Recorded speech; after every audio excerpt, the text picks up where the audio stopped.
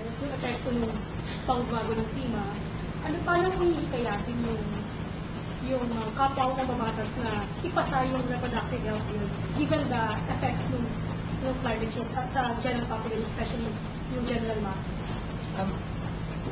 Tuwalayin ko muna ng content. On climate change and global warming.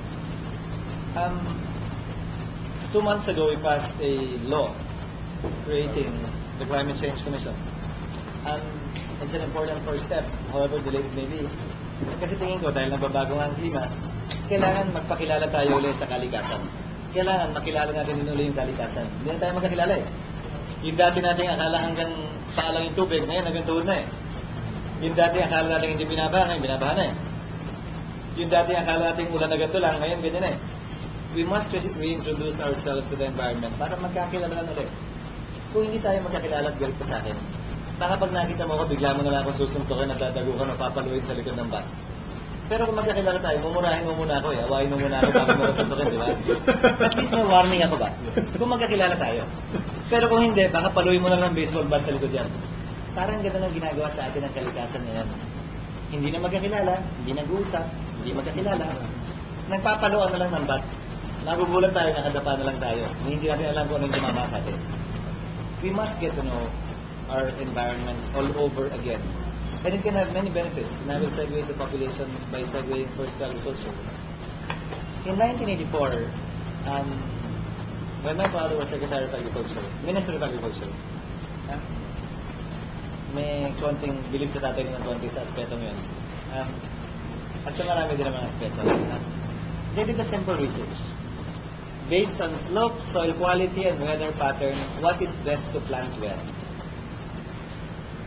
Kung 20 bagyo ang tumatama sa Pilipinas, at alam natin lahat yan tumatama, karamihan dyan tumatama sa eastern seaboard ng bansa.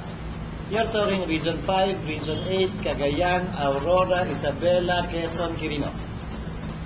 Baka naman ang gusto mong huling itanim dyan ay palay.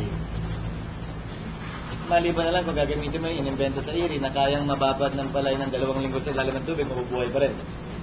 Pero kung hindi man, kilalanin natin muli yung kalikasan. What's best to plant where? Not only for food security, but also for livelihood on the part of our people. That's part of getting to know our environment all over again. Segue ka sa RH bill. I'll try to be, again, as candid as I can on the RH bill. The RH bill became so active when Clinton, correct me if I'm wrong, cut the funding for the supply of contraceptives to the Philippines. Hence, parang, oy, kailangan gumastos na, mag-appropriate na ang gobyerno para dito, tigil na yung Amerika eh. Tinuloy din ni Obama. Meron ng lingan. Pangalawa, Gloria is against it. So even if you have a law, she will simply not fund it. In fact, she will most likely veto it. Malamang bayani pa ang tingin sa kanya ng simbahan. And if she vetoes it, there won't be enough votes to override. In fact, no bill has been vetoed that has been vetoed has ever been overridden in the Philippine Congress, in the history of the Philippine Congress. But the reverse is also true. Kung gustong gawin ng presidente yan, hindi natin kailangan mag-away at magdebate tungkol sa RH bill. Via a policy of DOH, it can be done. So what is happening now? Because of that situation, winawagayway nung pro-RH, yung red flag saying RH in the face of the church. And the church is obliged, siyempre, to put up a fight. Na kung ginagawa lang sa amin ng presidente, walang away na gawa pa. Just do it, ika nga. Maraming mga local government officials who are doing it. No fanfare, they're funding it. Walang away sa bisa. Kasi hinihiling lang din na simbahan. Huwag naman, don't push us to the wall that you're obligating us to do something about it. I mean, some bishops naman are sympathetic and see it. But neither should you put us on the spot and force us to, come out openly against it. So at the end of the day, what do we want? Do we want it done? Or is it a question of principle that a law has to be passed? How to convince fellow congressmen and senators? By empowering you, which is essentially what I'll explain it later, the basic reasons why I did what I did. by empowering and making them realize that if you don't like what they do in Congress, you will not vote for him again, and you will not campaign for him, and in fact, you will campaign against him. At the end of the day, the most sensitive chord you can strike, so far as a politician is concerned, is election time. Ngayon yun. Ngayon yun. What is my stand? I'm in favor of an affirmative action right to information bill that will basically give all of these things. I'm in favor of teaching our people all the options available to them insofar as planning their family. I'm not saying family planning, planning their family. I'm not saying family planning simply because family planning has been associated, has been demonized already completely. What's so wrong about planning the family? When you woke up this morning, you plan for your day. Whenever you have a birthday celebration to organize, you plan for a birthday celebration, you plan for a debut, you plan for a wedding. You have no excuse not to plan for your family.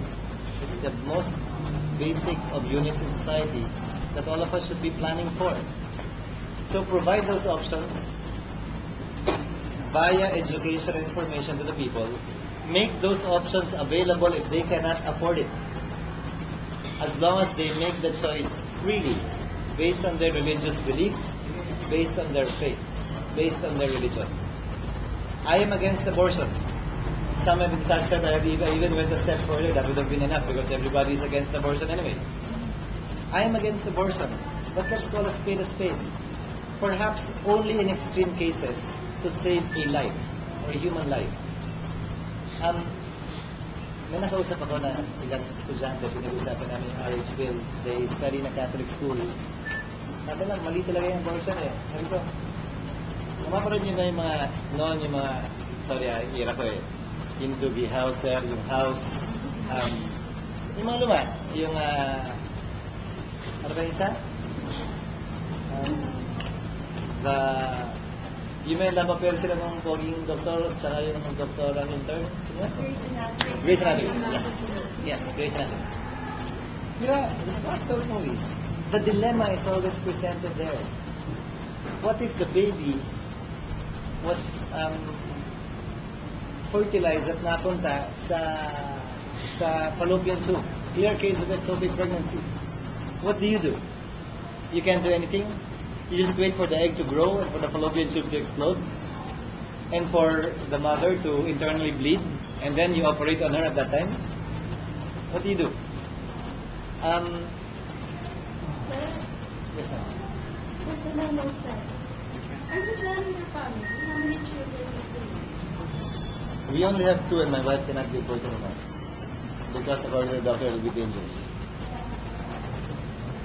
for her. And it took us 7 years to have kids. Kasi totoo lang, tingin ko, gobyerno, walang pakialam sa akin kung anong gagawin. If I want 7 or 5, that's my decision for as long as I knowingly, and after being so informed, do it. Yes, 7. When you grow older, they say it's a happier family.